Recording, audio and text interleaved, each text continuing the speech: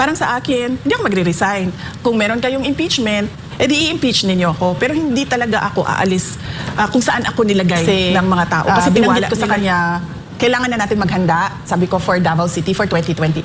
Umuo naman siya. Sabi ko, gagawin na namin kung ano yung ginawa natin bago mag-2025. So, sisimulan na namin. Naramdaman yun yung pag-usapan. The moment na naging presidente siya, yun na yun. Parang, that's it.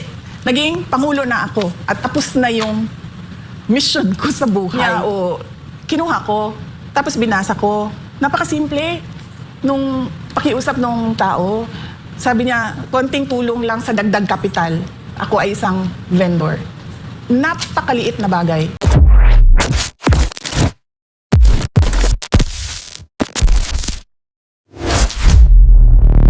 Sa pagiging vice president, walang nangyari na ganun sa akin. Kasi ang pinanghahawakan ko, yung bumoto sa akin eh. Yung 32 million na mga Pilipino na bumoto sa akin. Na kapag sumuko ako, parang sila yung sumuko, parang napahiya sila. So, hindi ko gagawin yon.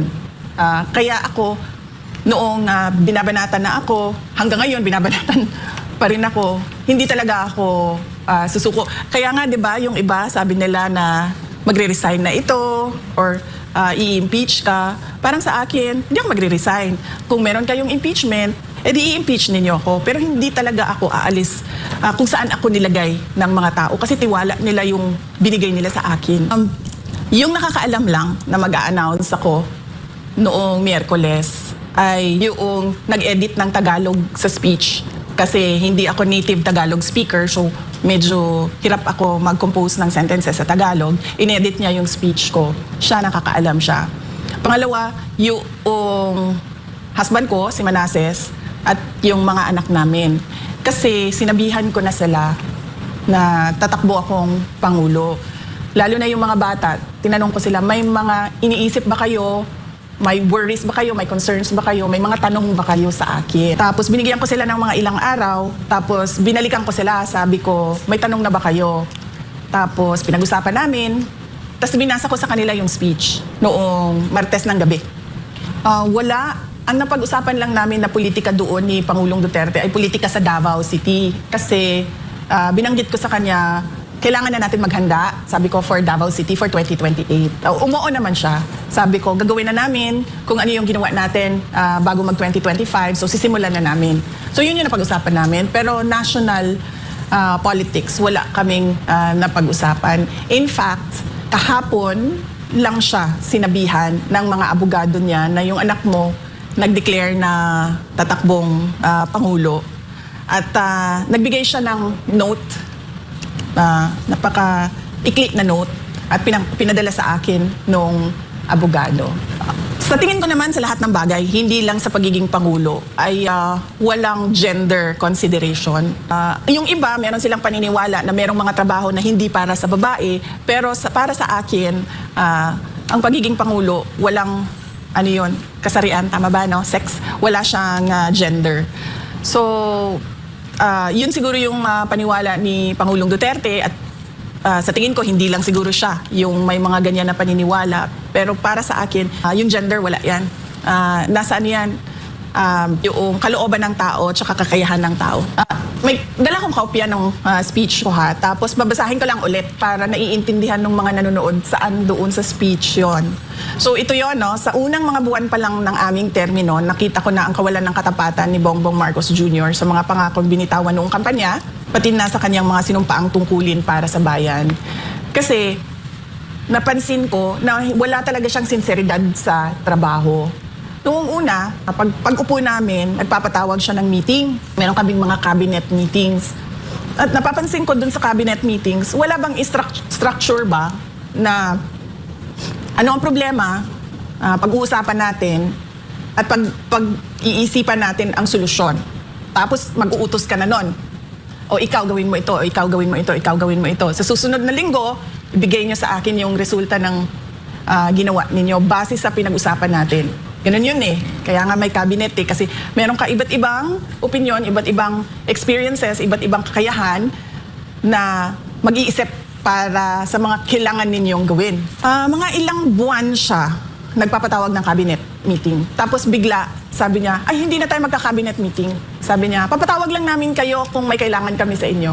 So doon ako parang, okay, so paano tayo mag-uusap kaming lahat, tayong lahat, mag-uusap-usap kung ano yung dapat na united effort natin sa mga kailangan gawin, sa mga prioridad ng administrasyon, kung hindi tayo mag-uusap. Bigla na lang nawala na ang cabinet meeting. Ito kasi simula pa lang po. Oo. Hindi ko na lang maalala ngayon kung mga ilang weeks ha, kasi ang cabinet meeting every week yan eh. So mga weeks, or sabihin na natin siguro 2-3 months into the term, biglang, wala na, papatawag lang namin kayo. So parang ako, nagulat ako na parang ganon. Tapos, syempre, sa akin, sa Department of Education, hindi po ba dapat yung Pangulo may vision siya? Ano dapat ang mangyari sa basic education mula 2022 hanggang pagkatapos ng termino 2028? At syempre, sasabihin mo, kailangan ha, na pagkatapos ng 2028, ay yung susunod, meron siyang susundan na plano para hindi napuputol yung mga gagawin. Wala eh. Sinasabi ko sa inyo, lahat ng ginawa sa Department of Education, kami lang yun. Kami ng mga USEC, ASEC, Regional Director, Superintendents, mga teachers, kami lang ang nag-usap, nagplano, at nagbigay ng direksyon para sa Department of Education. Malamang, duda ko, kaya nakikita nyo na parang kalat yung governance ngayon, kasi ganun din yung ibang buti sana kung magaling lahat ng secretaries. Alam niya kaagad na, okay, sige, kailangan natin ng vision, kailangan natin ng plano, kailangan natin ng implementation. Paano pag hindi? Ba? Tapos walang utos, walang nag-uutos sa'yo na presidente at walang nagbabantay sa iyo na presidente. So yun yung na-disappoint ako ba? Kasi akala ko, mabilis, tuloy yung trabaho. Tapos sasabihin mo sa mga tao, ito na natin, ito gagawin natin sunod. Mga ganon. Walang ganon na nangyari. Nagmi-meeting kami, example, nagmi-meeting kami for DOTR, infrastructure sa mga iba't ibang big ticket projects ng DOTR. Napakahalaga nun. Kasi yung public transport natin, di ba? Sobrang one of the worst siguro in the world. Tapos, merong mga nasimulan na, nagtataka ako, bakit hindi nila pinapansin? Nasimulan na nung nakaraang administrasyon eh. So, ang gagawin mo na lang, tutuloy mo na lang yun, pupondahan mo yung mga kailangan pondohan. Tapos, magbebenepisyo na yung mga tao nun. Wala, hindi pinansin, hindi tinuloy. So, ako, nag-ano na talaga ako, na parang tipong, naramdaman ko, the moment na naging presidente siya, yun na yun. Parang, that's it. Naging Pangulo na ako at tapos na yung mission ko sa buhay. Yun yung napansin ko sa nangyari noong ako ay nasa gabinete. Hindi kasi ako nakikipagbarkada sa kanila eh. Kasi sa akin, trabaho lang yung ginagawa ko. So, ibig sabihin, kapag binigay sa akin yung Department of Education, yung tututukan ko yung trabaho ko sa Department of Education. Tapos ako, dahil, syempre di ba tumakbo kami in tandem. So parang ako, doon sa Department of Education, kailangan meron kaming mga accomplishments. Kasi unity team kaming tumakbo eh. So kailangan pagkatapos ng termino niya, merong accomplishments yung DepEd. So ganun yung mindset ko noon. Hindi ko siya sinabihan kung ano ang dapat gawin. Kasi kapag nagpresenta ka bilang kandidato ng pagkapangulo, di ba dapat alam mo na yung gagawin mo? Kasi nagsabi ko sa mga tao piliin niyo ako para maging pangulo. So ibig sabihin, alam mo na yung gagawin. Tsaka pangalawa, paniwala ko, hindi siya makikinig sa akin. Kasi vice president ako presidente siya Diba? O yan din, sige puntahan natin sa gender. Babae ako lalaki siya So, paniwala ko that time, hindi ito makikinig. So, ang ginawa ko, tinutukan ko lang talaga yung Department of Education. Masasabi ko na hindi din siya tapat doon sa kanyang sinumpaang tungkulin. Kasi tulad nito, call out ito. Pero from the point of view ng Department of Education, sinabi namin sa kanya in a meeting, recorded meeting, nandyan yan sa records nila kung nagtatago sila ng records ng meeting ng cabinet. Sinabi namin sa kanya, hindi natin matatapos ang classroom shortage kung nakikialam ang mga congressman. Tapos, binaliwala niya yung comment ng USEC ng Department of Education kasi sinabihan ko na yung USEC, ipasok mo yan, sabihin mo yan. Binaliwala niya parang, oh, that's another problem. The way, di ba? Ganyan siya magsalita, di ba? Oh, that's another problem. Sinabihan ka na nga eh. Hindi matatapos tong classroom shortage mo pag pinapakialaman yung budget mo. Tapos, wala man lang siyang sinabi na, uy, patigil nyo yan, sabihan nyo yung mga congressman, huwag pakialaman yung budget.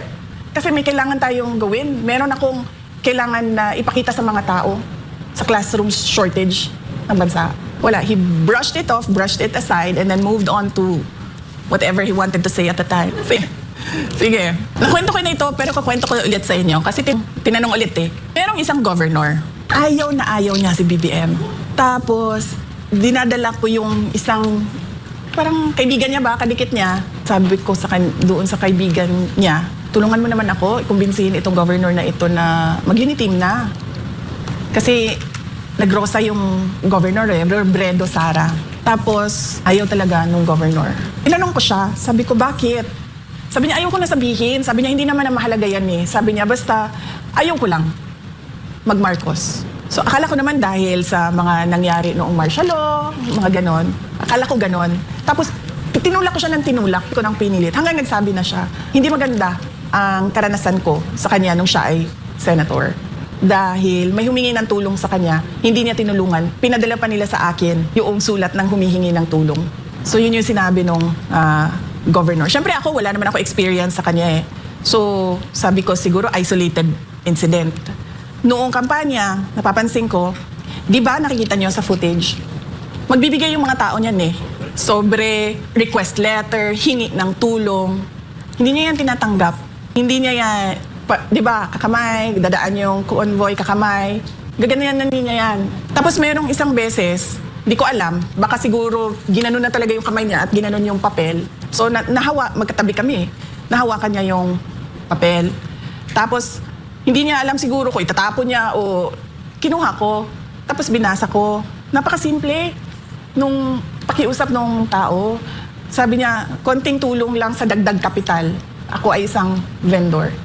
Napakaliit na bagay. Hindi niya binasa. Sabi, hindi niya man lang inattempt alamin kung ano yung kailangan ng tao. So sabi ko sa kanya, oh, ako na nito. Sabi ko, huwag mo na isipin to, ako na. Tapos sabi niya, oh, ikaw na ha, ikaw na bahala dyan. Sabi ko, oh, ako na. So yun, meron akong experience na ganyan sa kanya.